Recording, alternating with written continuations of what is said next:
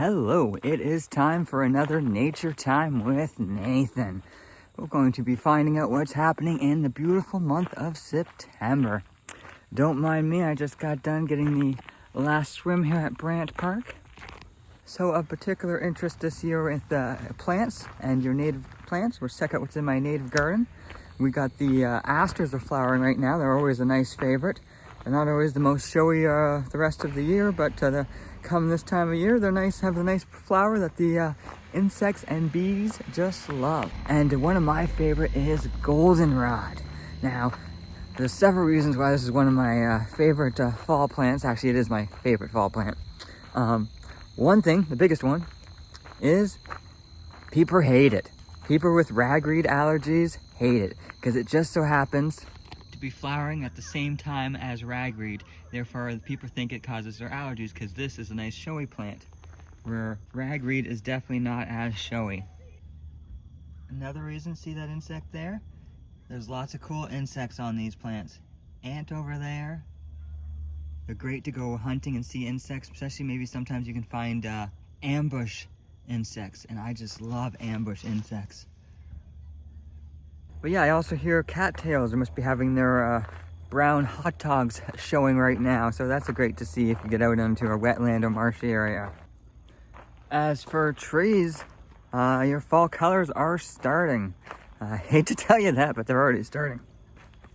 Now, my research tells me that tulip trees are one of the first ones to change color, but I was staring at a tulip tree earlier today that was as green as ever, so I'm mostly noticing it in the black walnuts are starting to change yellow. I did see a poplar that was starting to have some shade of yellow, and yes, I guess your tulips will be next.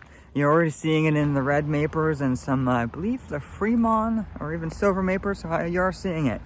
And yes, the next after your tulip trees will be your maples, and lastly is going to be your oaks and tamaracks there. So we got a nice full season here of fall colors, and it's not even close to being over. It's going to probably peak just around the well, it depends where you are. The further north you're around, especially Algonquin, it peaks just before Thanksgiving, the first week of October.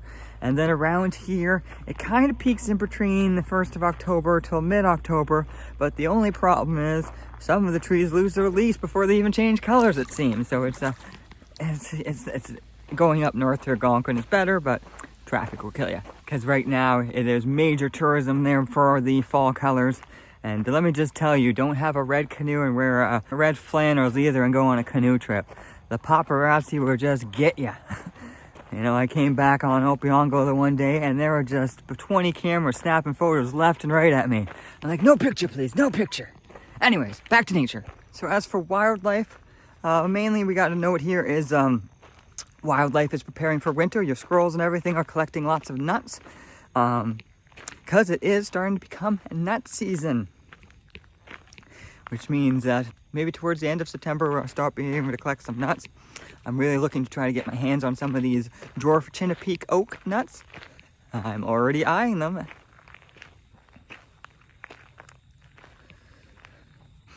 There's another poor creature right now suffering from something terrible called hypoplasia. And I really feel for them, and I hope you do too, and hope you can help them. Actually, please don't help them. You can give them your arm. We're talking about bears right now. They're suffering from hypoplasia, which means they have an insatisfiable appetite. They are just hungry all the time. No matter how much they eat, they cannot satisfy it. So they're trying to eat and fatten up as much as possible before winter. And yeah, just beware of them. Still speaking of nuts right now and bears, so let's say a bear eats a pound of blueberries. That's only like 260 calories. Whereas if they eat a pound of acorns right now, that's something like 2,000 calories. So this is when they start craving all those nuts. And then I have to start competing with them to find nuts. Just kidding. I don't actually try to collect too many nuts. I just really want a dwarf Chinook. Another creature that you might see out and about that you might not really like is your hornets. Yes, at this time of year, they are craving sugar because they have been cut off from the, I believe this has to do with the young hornets. They make sugar for them in the hive, and then this time of year the hornets are all growing up and they stop the sugar supply, and then they come looking for you. You're looking for your PB&Js and your Pops and your kids at school and everywhere else. Especially your hummingbird feeders too. So there's not a lot you can really do about that. You can try to trap them. You can try to, the best way is to try to deter them. You know, when I go to campsites around this time of year, you'll see a nice like table out sometimes at some of these bushcraft tables. Don't put your strawberry jam there. This hornets already have that area marked as an area that's going to be sugar. As soon as you open that jar, they're right there. Just like garbages. They're all into the garbages right now. You also will note at some of your rivers right now, you'll see salmon starting to spawn as they start to increase throughout the month. I might even try to get out and try salmon fishing. We'll see. We'll see if I can get that lucky this month. If anyone has any tips on how to catch them, please let me know in the comments.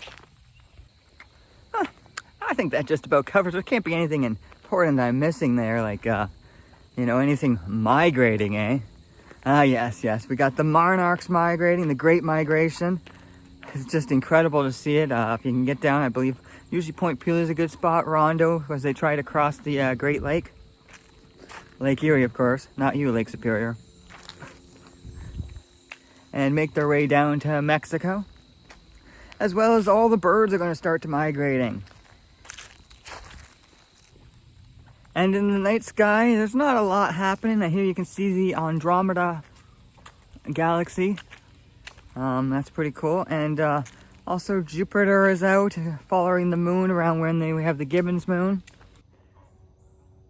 And kids, I like to do a segment on this show where I give something that's fun for kids to do to get them outside in nature and everything else. And this month, we got a treat. Kids, listen up. What I want you to do this month is do your homework outside. All right, I don't have anything this month, but still, go do your homework or go play outside before winter. Anyways, make this video short and sweet this time. The main point is September is a great month.